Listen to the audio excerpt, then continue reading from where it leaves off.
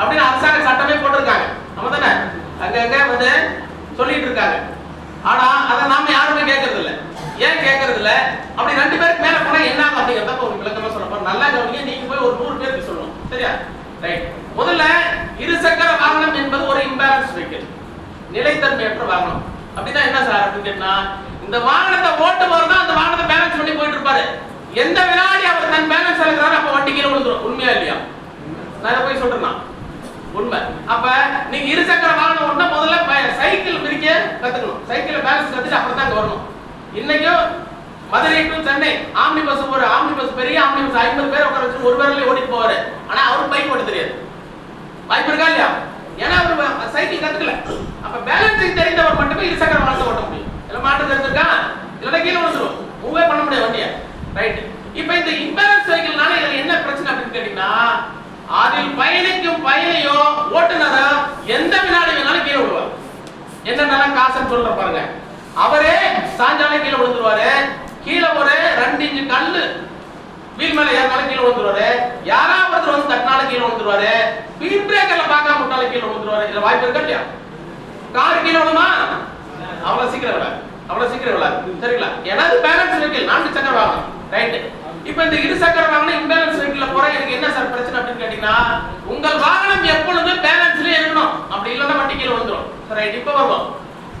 ஒரு நபர் வாகனத்துல போறாரு, இருசக்கர வாகனத்துல போறாரு. இவருக்கு எந்த பிரச்சனையும் கிடையாது. இப்படி செய்யற தப்பு நான் மட்டும் தான் கீழே விழ முடியும். இல்லைன்னா கீழே விழ மாட்டார். சரியா? அடுத்தது ஒரு நிமிஷம் அந்த மைக் எடுத்துக்கிறேன். அடுத்து 2 பேர் போறாங்க. இப்போ நல்லா கவனிக்கணும். இப்ப 2 பேர் போறாங்க. பைக்ல ஓட்டிட்டு போறாரு, இன்னொருத்தர் பின்னால இருக்காங்க. இப்போ இவர் ஓட்டிட்டு போயிருக்கும்போது என்ன பண்றாருன்னா, பின்ன இருக்கவர் என்ன பண்றாரு, இப்படி சாயிறாரு, ரைட்ல சாயிறாரு. இப்போ வாகனம் என்ன ஆகும்? எந்த பக்கம் சாயும்? ரைட்ல தான் சாயும். சரியா? அப்ப சாயும் போது என்ன ஆகும்? ஏன் இது சாயுது அப்படின்னு பார்க்கலாம். இப்ப வாகனத்துக்கு எல்லாம் ஒரு முக்கியமான விஷயம் இருக்கு. சேசிஸ் ஃப்ரேம் அப்படின்னு சொல்லுவோம். கேள்விப்பட்டிருக்கீங்களா? அந்த சேஸ் தான் அந்த வாகனத்தை என்ன பண்ணும்? நிலைத்தன்மையாகவும் உறுதியாகவும் சாலையில போறதுக்கு என்ன இது பண்றது அதான். ஓகே. அந்த சேசஸ் வந்து என்ன ஆகும்னா, கரெக்டா இந்த இருசக்கர வாகனத்துக்கு சென்டர் ஆஃப் கிராவிட்டின்னு ஒரு பாயிண்ட் இருக்கு. அறிவியல் பூர்வமா சென்டர் ஆஃப் கிராவிட்டி. சரிங்களா? அந்த பாயிண்ட் எங்க இருக்குன்னா, ரைடர் உட்கார்ந்திருக்காரு பாருங்க, அந்த சீட்டிங் போஸ்ட் வந்து ஒரு அரை தள்ளி கீழ இருக்கும். இந்த பாயிண்ட் கண்ணால பார்க்க முடியாது. இது அந்த சென்டர்ல இருக்கும்போது வாகனம் நேரா போயிட்டு இருக்கும். இப்ப வலது பக்கமா சாய்ந்தீங்கன்னா அந்த சிஜி லெஃப்ட்ல ஏறும், சென்டர் ஆஃப் கிராவிட்டி லெஃப்ட்ல ஏறும். அப்படி ஏறும்போது வாகனம் வலது பக்கமா விலை எத்தனைக்கும் விலை எத்தனைக்கும். சரிங்களா? அப்ப இந்த ரைடர் என்ன பண்ணுவாரு, என்ன லகர கேப்பாரு, என்னடா பண்ற தம்பி ரைட்ல வண்டி விழுது அப்படின்னா, இல்ல போனை எடுத்தப்பா அப்படிமா. ஏய் நேரா உட்காரன்னு சொல்லிட்டு இவன் எந்த அளவுக்கு எக்ஸென்ட்ரிசிட்டி கொடுத்தாரோ இன்னே இருப்பவர் அதுக்கு ஈக்குவலான ஆப்போசிட்ல இவரே இந்த பக்கம் கொடுக்கும். இந்த பக்கம் லெஃப்ட் சைடுல என்ன பண்ணோம், எக்ஸென்ட்ரிசிட்டி கொடுத்தாரா என்ன பண்ணோம், இப்ப வாகனம் நேரா நிக்கும். இதுல மாற்றம் இருக்குதா? புரியுதா? எவ்வளவு சாய்ந்தாரோ அதை இவர் ஓவர் கம் பண்றதுக்கு இவர் இந்த பக்கம் சாயும். அப்ப சாஞ்ச வண்டி நேரா திரும்ப போயிட்டு இருக்கோம். இப்படிதான் நம்ம இருசக்கரத்தை வாகனத்தை ஓட்டிட்டு இருக்கோம். பின்ன ஏற்போம் லெஃப்ட்ல சாஞ்சா ரைட்ல நம்ம வந்து அந்த சைடு ஓவர் கம் பண்ணிடுறோம், லெஃப்ட்ல சாஞ்சா ரைட்ல பண்ணிடுறோம். புரியுதா? இப்ப 2 பேர் போகும்போது விபத்துக்களே ஏற்படாது. புரிஞ்சுச்சா? இதோட புரிஞ்சுச்சா? இப்பதான் 3 பேர் வரணும். இப்ப 3 பேர் பின்னால 2 பேரை உட்கார வச்சிருக்கேன். இப்ப என்னன்னா, இந்த 2 பேரும் கை போட்டு கட்டி வச்சிருக்கிறோமா? இல்ல. இந்த தம்பி ரைட்ல மொபைல் எடுப்பான், கடைசியா 3ஆவது உட்கார்ந்திருக்கிற தம்பி என்ன பண்ணுவான், லெஃப்ட்ல எதையாவது இப்படி பார்ப்பான். இப்ப இந்த இடத்துல பேலன்சிங் எப்படி இருக்கும்? ரொம்ப ரொம்ப கண்ணா பின்னான்னு இருக்கும். ஏன்னா ஒருத்தர் இப்படி சாயறாரு, ஒரு அப்படி சாயறாரு. அப்போ இந்த ரெண்டோட இம்பேலன்ஸ் இருக்குல்ல, இந்த இம்பேலன்ஸை இந்த ஓட்டுநரினால் பேலன்ஸ் செய்ய முடியாது. ஆகவேதான் இந்த வாகனம் விழும். இப்படித்தான் ட்ரிபிள்ஸ் போனா வண்டி என்னதான் கீழே விழும். புரிஞ்சிருச்சா இல்லையா? புரிஞ்சிருச்சா இல்லையா? வேணா நீங்க ஒரு விஷயம் பண்ணி பாருங்க. நான் சொல்றத நம்பலன்னா ஒரு விஷயம் பண்ணி பாருங்க.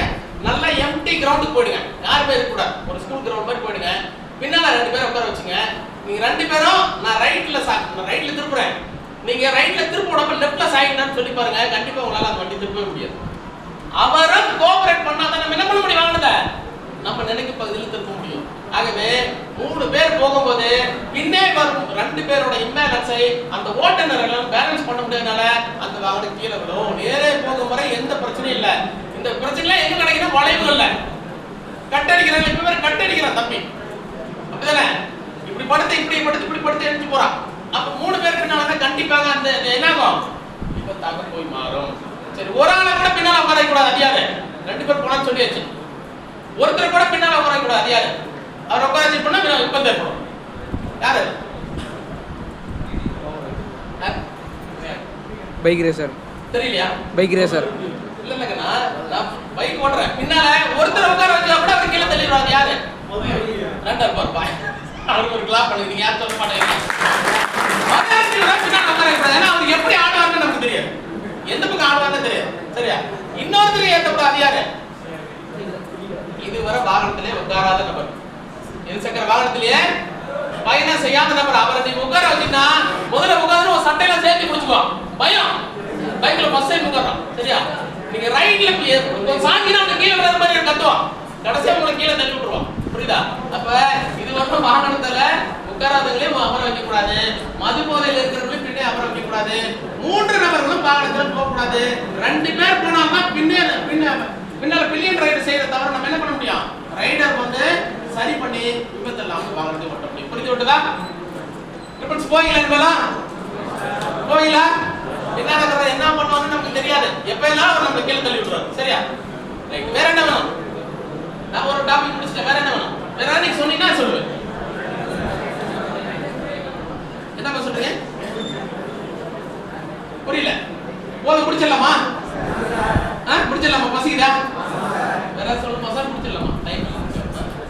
ஒரு சாலை மட்டும் அந்த கோடு மட்டும் அவர் சார் ஒரு கோடு சொன்னாரு, அது மட்டும் சொல்லி முடிச்சிடுறேன். இப்ப சாலையில பாத்தீங்கன்னா மீடியம்ல வந்து லைன் போட்டிருப்பாங்க. எப்படிலாம் லைன் இருக்குன்னு சொல்றேன். விடுபட்ட வெள்ளை கோடு, நல்லா கவனி, தெரிஞ்சாதான் நீங்க விபத்துல இருக்கும். விடுபட்ட வெள்ளை கோடு, broken white lines, continuous white line. சரிங்களா? விடுபடா வெள்ளை கோடு, அடுத்தது விடுபடா மஞ்சள் கோடு, விடுபடா இரட்டை மஞ்சள் கோடு. தனியா இருக்குது, பாத்துருக்கீங்களா? சரி, விடுபடா வெள்ளை கோடு என்ன சொல்லுது? சாலை கட்டமைக்கும் போது அதில் நீங்க வாகனத்துல எப்படி போகணும் அப்படிங்கறத சொல்லிடுறாங்க. ஆனா அது யாரும் நமக்கு பயிற்சி கொடுக்கறது, அதை பத்தி விஷயங்கள் சொல்றது கடைசி வரல நமக்கு தெரியறது இல்ல. விடுபட்ட வெள்ளை கோடு என்ன சொல்றது அப்படின்னாக்க, தம்பி நீங்கள் இந்த சாலையில் இந்த லேன்ல இருந்து அந்த லேனுக்கு வலதுபுறம் திரும்பலாம், யூ திருப்பம் செய்யலாம், தேவைப்பட்டால் முன்னே செல்லும் வாகனத்தை முந்தி செல்லலாம். அந்த லைனை நோட் பண்ணும். தேவைப்பட்டால் தான், தேவையில்லாம ஓவர்டேக் பண்ணக்கூடாது. இது 3 எங்க செய்யலாம்? விடுபட்ட வெள்ளை கோடுகள், broken white lines. சரிங்களா? சரி, ரைட். இப்போ இது என்ன சொல்லிருக்காங்க பாருங்க. நீங்கள் அனுமதி பெற்று வலதுபுறம் திரும்பலாம், யூ திருப்பம் செய்யலாம், தேவைப்பட்டால் முன்னே செல்லும் வாகனத்தை முந்தி செல்லலாம். அனுமதி பெறுதல் என்ன? இண்டிகேட்டர். சூப்பர், 2 பேர் சொன்னீங்க. மீதி பேர்ல கை தட்டுங்க. ஒரு 2 பேர் இண்டிகேட்டர் கரெக்ட்டா சொன்னீங்க. அடுத்தது கண்டினியூஸ் ஒயிட் லைன்.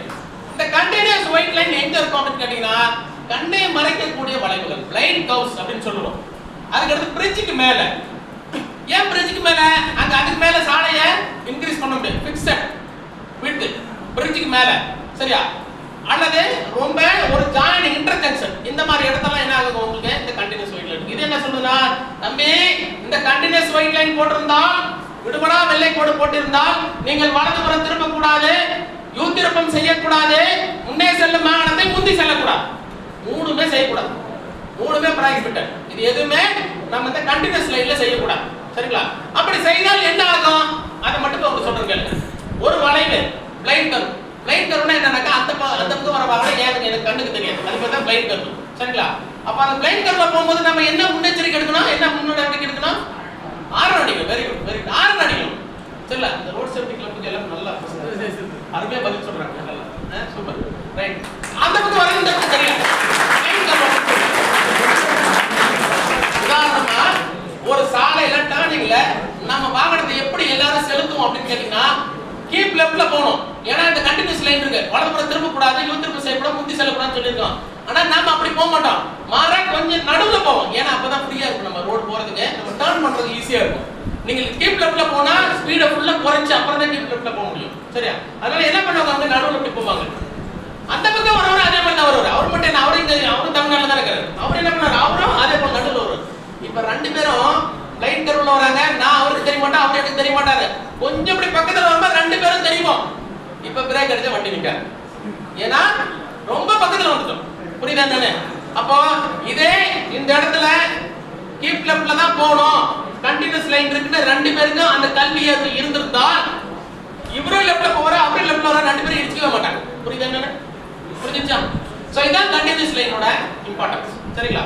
அடுத்தது continuous yellow line, continuous white line போய் இப்போ கண்டினியூஸ் எல்லோ லைன். எல்லோ லைனுக்கு பேரு அசாடஸ் லைன் பேரு, உயிர் கோடு அப்படின்னு பேரு. அப்படின்னா என்ன அர்த்தம்? உயிர் கோடை தாண்டா என்ன ஆகும்? உயிர் போயிடும், காலி உயிர் போயிடும். உயிர் கோடை தாண்டா உயிர் போயிடும் அர்த்தம். அப்ப எல்லோ கலர்ல ஒரு லைன் போடுச்சுன்னா அத லைஃப் லைன் அப்படின்னு சொல்றோம். அதை தாண்டக்கூடாது. இது எங்க போட்டிருப்பாங்கன்னா ரொம்ப கன்ஜஸ்டான பிளேஸ்ல போட்டிருப்பாங்க, ரொம்ப குறுகிய இடத்துல போட்டிருப்பாங்க, பாலத்துக்கு மேல போட்டு. இனிமேல் கவனிங்க, அந்த லைன்ல கவனிங்க, சரியா? அப்ப இதுல வலதுபுறம் திருப்ப கூடாது, இன்னும் திருப்ப செய்யக்கூடாது, முந்தியும் செல்லக்கூடாது. அடுத்தது டபுள் கண்டினியூஸ் ஒயிட் லைன் அல்லது டபுள் கண்டினியூஸ் எல்லோ லைன், இதுவும் இருக்கும். இப்படி போடுறதா என்ன இருக்குன்னா, இதுக்கும் வலதுபுறம் திரும்ப கூடாது, இன்னும் திருப்ப செய்யக்கூடாது, முந்தி செல்லக்கூடாது. இதுல என்ன அர்த்தம் அப்படின்னு கேட்டீங்கன்னா, டபுள் எல்லோ லைன் போடுறதா அங்க மீடியன் வால் இருக்கிற மாதிரி அர்த்தம். நடுவுல வால் இருக்குல்ல சார், வாலே இல்ல, எதுக்கு வால் இருக்கிற மாதிரி அர்த்தம்ங்கறீங்க? அந்த இடத்துல வால் போட முடியாது, இடம் ரொம்ப குறுகலு, பாதையோட விட்டு ரொம்ப கம்மி, அதனால ரெண்டு லைன் போட்டு இது ஒரு மீடியன் வால் அப்படின்னு நினைச்சுங்க அப்படிங்கிற மாதிரி சட்டம் சொல்றாங்க. அப்ப இதுக்கு என்ன பண்ணும்? இதுக்கு ஒரு எக்ஸ்ட்ரா கேர் எடுக்கணும். என்னன்னாக்க, என் பக்கம் இருக்கு மிரட்டை கோடுல இருந்து ஒரு அடி விட்டு என்ன போகணும், மத்ததுக்குலாம் அப்படி கிடையாது, நீங்க லெஃப்ட்ல போனா போதும்.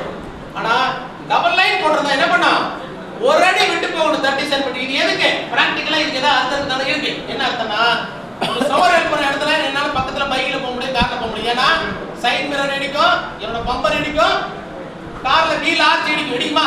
அப்ப நான் அப்படி போகனா போக மாட்டேன். அப்ப ஒரு அடி தள்ளி போகணும். அப்படித்தான் அர்த்தம், சுவர் இருக்கிற மாதிரி அர்த்தம். ஆகவே டபுள் லைன் போடுறதா நீங்க ஒரு அடி விட்டே போக வேண்டும் அப்படிங்கிறது அர்த்தம். சரிங்களா? புரிஞ்சுச்சா? வேற எதுவும் க்ளோஸ் பண்ணிக்கலாமா?